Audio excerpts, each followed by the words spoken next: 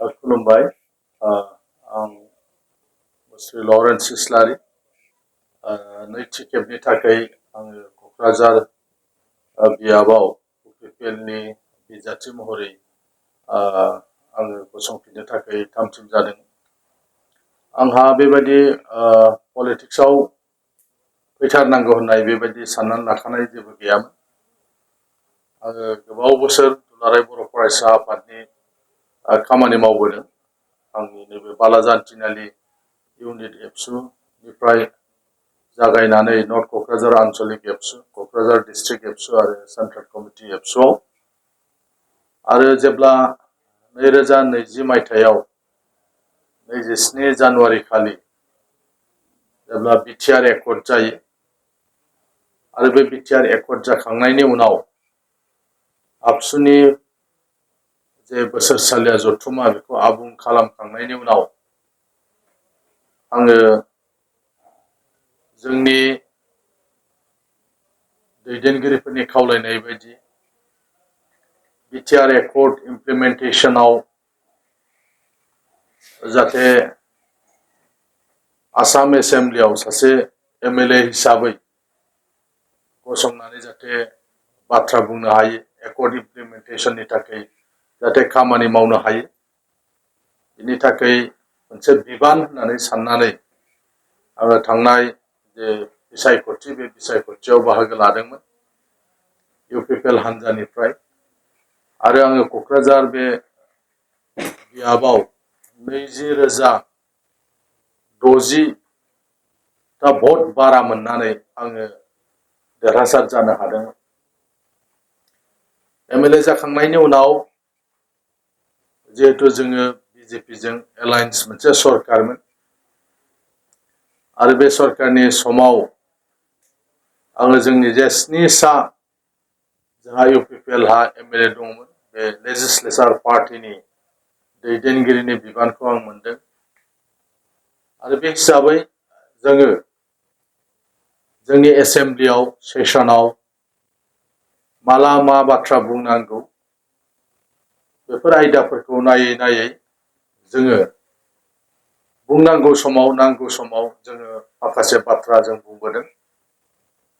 Alliance जानायलाय जोङो माखासे बाथ्राखौ जों एसेम्ब्लियाव बुङा, आख' फाख' जायो सरकारनि मानसि जानानै। नाथाय जोङो जे एकदमबारे गोनांथार जेबा बुङोब्ला मोनसे फिथाइ मोनगोन बा जेखौ बुङोबा मोनसे थांखि जागोन बेबायदि समफ्राव जोङो आसाम एसेम्ब्लियाव जोंनि जिथु रल बेखौ जोङो प्ले खालामबोदों, रायजो राजाफ्रा नुदों। मानोना आजिखालि थोंजोङै आसाम एसेम्ब्लिनि जि सेसन बे सेसनखौ नायनायनि मोनसे खाबु दङ। बे हिसाबै बबे समाव माला UPPLनि MLAफ्रा सोर मा बुंदों बे गासैबो बाथ्राफोरखौ नुयो। आंनि बे 5 बोसोरनि समाव आङो गाहायै मोननै पार्ट खालामनानै लादोंमोन जेब्ला बिसायख'थियाव गसङो, जे नेशनेल हाइवेनि नर्दार्न पार्ट आरो नेशनेल हाइवेनि साउदार्न पार्ट होननानै आङो बोखावनानै लादोंमोन। मानोना नेशनेल हाइवेनि नर्दार्न पार्टआव गोबां गोग्लैसोनानै थानाय हान्था मेलानि उसुबिदा, स्कुलफोरनि मोजां बिल्डिं गैया,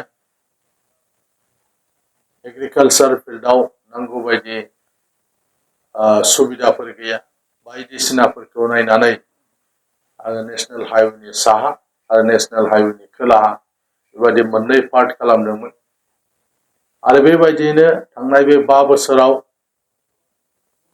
आंनि समस्थियाव गोबां माखासे जौगानाय हाबाफारि जों लानो हादों। बोसोरफ्रामबो आंनि समस्थियाव आसाम मालानि लामा मावफुंनाय जागासिनो दङ। आंनि समस्थियाव RIDFनि फ्राय मोनफ्रोमबो बोसोराव 10 कौटिनि लामा मावजागासिनो दङ। मुख्यमन्त्रि पक्किपथ निर्मान गोदान लामा हमनाय जायो। मुख्यमन्त्रि पक्किपथ मेरामति रिपेयारिंनि खामानि हमनाय जायो। मुख्यमन्त्रि पथ बहलीकरण वेडिं लामा फुवारनायनि खामानि हमनाय जायो।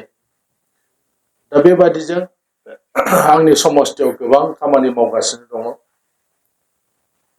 आंनि समस्थियाव बनरगाव दायो रुरेल स्टेडियामा लुफुंजाबाय, बेखेवनोल'सो बाखि दङ। गुबुन गुबुन जिल्लानि हेडक्वार्टाराव 60 crore 60 crore स्टेडियाम मोनदों, नाथाय आं आंनि क'क्राझाराव 100 crore स्टेडियाम लाबोनो हादों। बेयो गासिबो जाफुंजोबबाय। सान्दामारियाव बड'फा कालचारेल कमप्लेक्सनि उनाव बे स्टेडियामखौ गायसननाय जागोन। वार्क अर्डारबो मोनबाय, जाय टेन्डार होदों गौतम कनस्ट्राक्सन। दा बेबायदि माखासे हाबाफारिफ्रा मावजादों। क'क्राझार टाउननि हाब्रुबारियाव मिउजिक एन्ड फाइन आर्ट्स कलेजनि साखाथियाव कनभेनसन सेन्टार होननानै बाव लुफुंजागासिनो दङ। क'क्राझार टाउनाव अमृत मिशननि गेजेरजों जल जीवन मिशननि न' दै लोंग्रा जगायनायनि जे हाबाफारि, बियो दायो मावफुंजागासिनो दङ। आंनि समावनो क'क्राझार जे इउनिभार्सिटि, बे इउनिभार्सिटिया फोसावजादों आरो गुबुन गुबुन स्टेटआव थानाय जेफोर इउनिभार्सिटि, बे इउनिभार्सिटिनि एक्ट बायदियैनो खालामदोंमोन।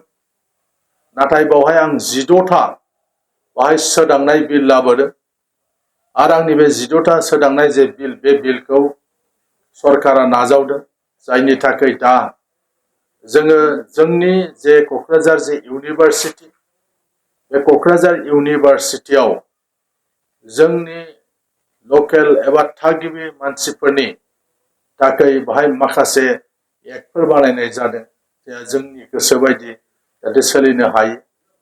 काउन्सिलनि सिंनिफ्राय जाहाथे बेखौ कन्ट्रल खालामनो हायो, बेबादि माखासे सोदांनाय बिलफोरखौ लाबोनाय जादोंमोन। आंनो आसाम एसेम्ब्लियाव गिबि बर'जों बाथ्रा बुंजेननो खाबु मोनदों। आङो गोग्गानाय मोनदों क'क्राझारनि MLA हिसाबै। जेब्लानिफ्राय बर' रावा आसाम एसेम्ब्लियाव जादों, आंनो फार्स्ट टाइम गिबि खेबनि थाखाय आंनो खाबु मोनदों जे बर' रावजों आसाम एसेम्ब्लियाव बिबुंथि लाखिनायनि थाखाय। यख'थ इमप्लिमेन्टेसननि थाखाय जों बाथ्रा बुंदों।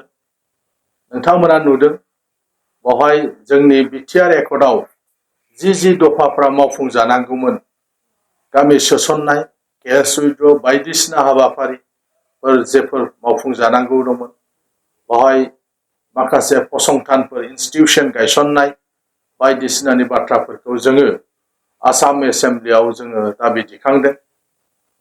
नोंथांमोना नुदों स्कुल कलेज प्रभिन्सियेलाइजनि थाखाय जोंनि यख'थआव दङमोन, नाथाय लास्ट जितु एसेम्ब्लि सेसन, बे सेसनाव आङो आंनि कुइसन आवाराव आङो मोनसे सोंलु लाबोदोंमोन जे माब्ला आरो माब्रै बिटिआर यख'थनि दफा बायदियै स्कुल कलेज प्रभिन्सियेलाइजखौ खालामनाय जागोन होननानै। आंनि सोंनायनि फिननायावनो सोलोंथाइ मन्थ्रिया बिथाङा बाथ्रा बुंनो गोनां जादों, आसामनि गिबि मन्थ्रिया रादाय होनो गोनां जादों, काउन्सिला जेरैबायदि खालामना हरगोन बेखौनो जों गनायगोन होननानै। दानि जि काउन्सिल, बे काउन्सिला बेनिखायनो खाबु मोनदों जे आसाम एसेम्ब्लियाव सोलोंथाइ मन्थ्रि आरो आसामनि गिबि मन्थ्रिया बुंनाय लेखायै एबा रादाय होनाय बायदियै दायो बिटिआर जि सरकार, बे सरकाराबो साबमिट खालामनायनि मोनसे खाबुखौ मोनदों। दा बेबायदि माखासे जे हाबाफारिफोर, बे हाबाफारिखौ खालामनाय जादों। दिनै बिसमुरि सरलपारा 36 किल'मिटार जे लामा, बे लामाया दायो मावजागासिनो दङ। बावहाय नर्थ इस्टआव एबार फार्स्ट गिबि खेबनि थाखाय निउ टेक्न'लजि इउज खालामनाय जादों। गासै मोनद' लामा, धुब्रीनि दोंसे, बरपेटानि दोंनै, नलबारिनि दोंनै आरो आंनि समस्तिनि बिसमुरि टु सरलपारा, बावहाय गोदान निउ टेक्न'लजि इउज खालामनानै लामा बानायनाय जे हाबाफारि, बे हाबाफारियाबो बेयाव जागासिनो दङ। थ' बेनिखायनो आङो खावलायनो लुबैदों जोंनि रायजो राजाफोरखौ, 5 बोसोरा बेयो जथेस्थ' नङा सासे MLAनि थाखाय। इसिबां गिदिर गुवार जे कनस्टिटुवेन्सि दङ, समस्ति दङ, बे 5 बोसोरा जथेस्थ' नङा। आरो बेयो 6 सिड्युल जानायखाय जेसेबां ट्रेन्सपर्ट डिपार्टमेन्टफोर दङ, बे ट्रान्सपोर्ट डिपार्टमेन्टआव सासे एमएलए आ बियो खामानि मावनो हाया मानोना बेफोरनि सायाव काउन्सिल जे सरकार बे सरकारासो मावो जों खालिबोल आसाम सरकारनिफ्राय डाइरेक्ट हरजानाय जेफोर स्किमफोर दङ बे स्किमफोरखौसो जों बाहाय मावनायनि खाबु मोनो 1 कोटी जोङो एमएलए फ्रा बोसोराव जोङो माने एमएलए फान्ड मोनो बेयो जथेस्थ नङा एसेबां गिदिर मोनसे समस्थियाव थांनाय बाराव आंना 1,96,000 दङमोन आंनि क'क्राझार ईस्ट कन्स्टिटुएन्सियाव एबार 3 नं जे क'क्राझार बेयो खमायनानै 1,44,000 1,44,000 बेयो जाबाय प्राय 52,000 जोंनि भटआ बियो माखासे बावखुंग्रि आरो माखासे दतमायाव थांबाय एबार थिलेबलेब मोनसे समस्ति बेनिखायनो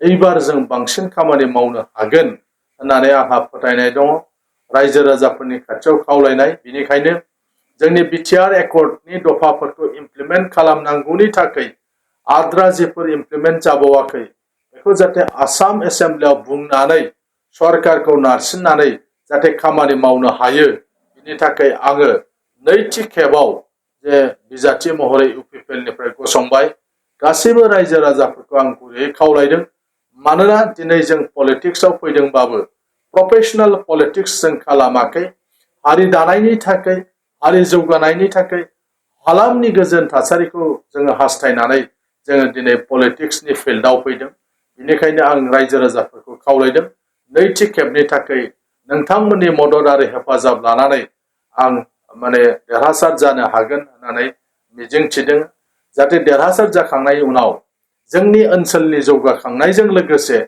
हारि आरो माहारिनि थाखाय जाहाथे खामानि मावलांनो हायो बेखौनो आं नोंथांमोन साफ्रोमबो रायजो राजाफोरखौ गुरैयै आं खावलायदों जाहाथे नोंथांमोना आंनो भट होनानै जाहाथे देरहासार खालामो ट्रेक्टरनि सावगारियाव बेखौनो आं नोंथांमोन साफ्रोमखौबो